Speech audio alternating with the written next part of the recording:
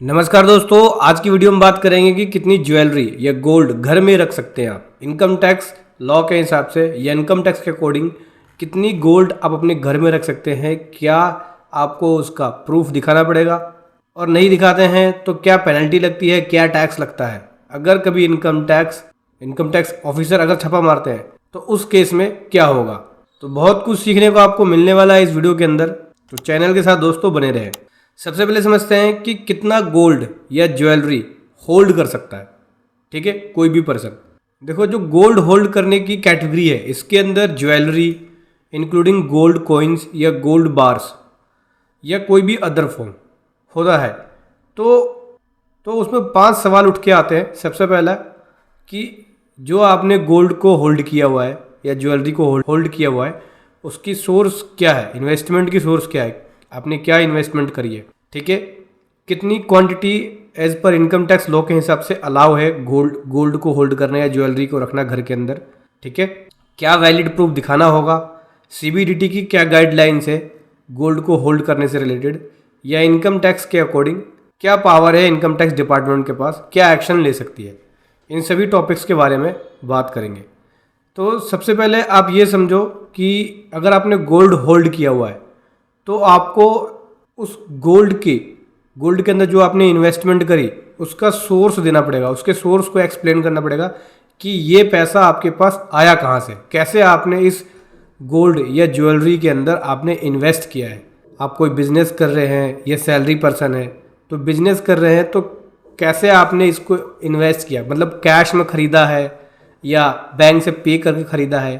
तो वहाँ पे आपको उसकी सोर्स की डिटेल देनी होगी कि मेरी सैलरी इनकम है, मुझे जो सैलरी मिली मैंने उससे इसके अंदर इन्वेस्टमेंट करी है, या मेरी बिजनेस इनकम है, मैंने बिजनेस के अंदर प्रॉफिट अर्न किया, या जो मैंने अपनी ड्राइंग निकाली बिजनेस से तो उसके थ्रू मैंने यहाँ पे इन्वेस्टमेंट करी है। सबसे पहले तो आपको ये ध्यान रखना होगा कि इसका सोर्स क्या है। ऐसा तो नहीं है कि आपके पास कोई इनकम ही नहीं है और आपने अपने नाम से गोल्ड खरीद के रखा हुआ है या ज्वेलरी है, आपके पास इनकम का कोई सोर्स ही नहीं है, या इनकम का सोर्स कम है और गोल्ड या ज्वेलरी उतनी ज़्यादा होल्ड कर रखी है। मान के चलिए कि आपकी इनकम का सोर्स 5 लाख रुपए है, ठीक है, साल का, और पता चला जो आपने ज्वेलरी होल्ड कर रखी वो 20 लाख की है या 21 लाख की है, तो वो कैसे आपने इन्वेस्ट किया उसका सोर्स आपको देना पड़ेगा, उसकी डिटेल देनी पड़ेगी। उसके बाद आते हैं कि कितनी क्वांटिटी अलाउ है इनकम टैक्स लॉ के हिसाब से, कितना आप गोल्ड, सोना, ज्वेलरी, गोल्ड कॉइन्स या गोल्ड बार या कोई भी अदर फॉर्म रख सकते हो। तो देखो, एक मैरिड वुमेन के लिए 500 ग्राम की लिमिट है। ठीक है, एक फैमिली मेम्बर के अंदर कोई मैरिड वुमेन है तो वो 500 ग्राम गोल्ड, ज्वेलरी या गोल्ड कॉइन्स रख सकती है। और अगर कोई अनमैरिड वुमेन है तो उस केस में 250 ग्राम यानी 250 ग्राम गोल्ड, ज्वेलरी या फिर गोल्ड कॉइन या गोल्ड बार रख सकती है। और अगर फैमिली के अंदर कोई मेल मेंबर है तो वो अपने पास 100 ग्राम गोल्ड रख सकता है, चाहे वो ज्वेलरी हो, गोल्ड कॉइन हो या गोल्ड बार या कोई भी अदर फॉर्म।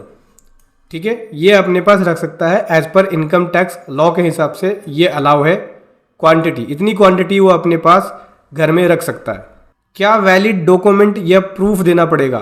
तो देखो, वैलिड डॉक्यूमेंट या प्रूफ की बात करें तो जो भी आपने इन्वेस्टमेंट उसका आपके पास इन्वॉइस होना चाहिए। मान लीजिए आपने गोल्ड खरीदा 10 लाख का या 5 लाख का या लाख रुपए का गोल्ड खरीदा, तो क्या आपके पास उसका प्रूफ है, उसका कोई इन्वॉइस है आपके पास, या जो आपने पेमेंट करी क्या उसकी ट्रांजैक्शन की डिटेल है, फिर जो आपने गोल्ड में इन्वेस्ट किया उसकी सोर्स क्या है, इन्वेस्टमेंट का सोर्स क्या है, कहाँ से आपने इन्वेस्ट किया, पैसा आपके पास आया कहाँ से।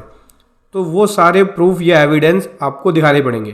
तो गोल्ड है आपके पास, ज्वेलरी है, आपने होल्ड कर रखा है, तो ये इन प्रूफ का भी ध्यान रखना, इन सोर्स का भी ध्यान रखना कि कैसे आप प्रूफ कर पाओगे कभी अगर चेकिंग होती है तो।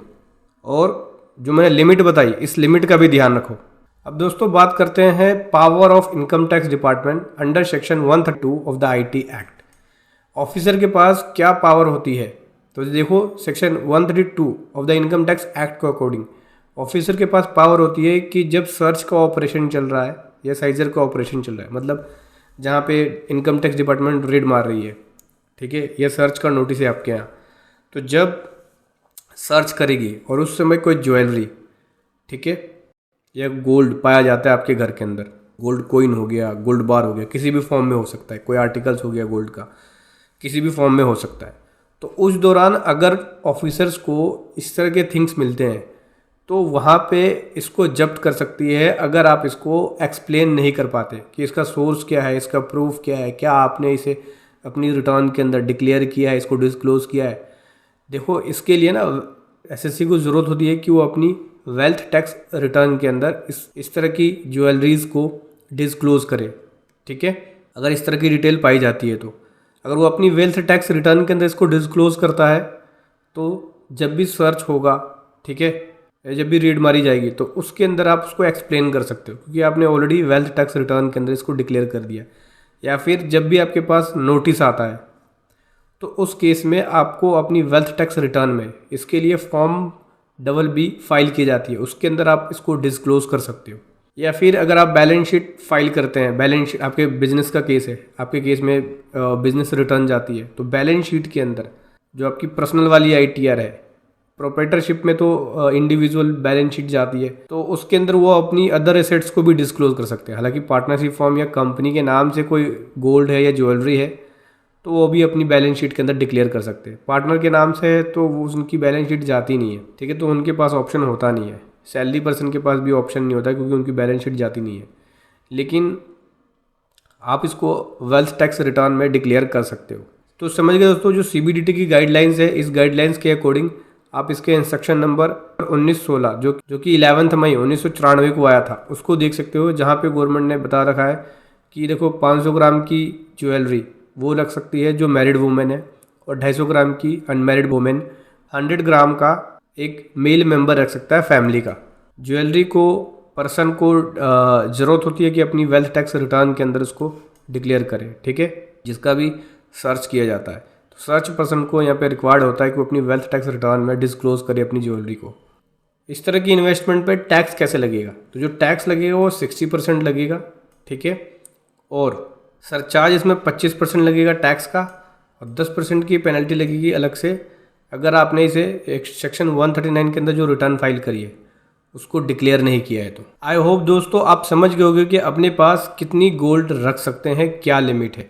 और दोस्तों ज़्यादा ज़्यादा बताना चाहूँगा, टैक्स सारथी ने अपनी नई बुक लॉन्च करी है TDS एंड TCS रिटर्न की, जो कि इजीली अवेलेबल है अमेज़ॉन और फ्लिपकार्ट पे। और दोस्तों इसका डायरेक्ट लिंक वीडियो के डिस्क्रिप्शन में है, वहाँ से भी जाकर आप इसको बाय कर सकते हैं। वीडियो कैसी लगी ज़रूर बताएं। Thank you so much. जय हिंद, वंदे मातरम।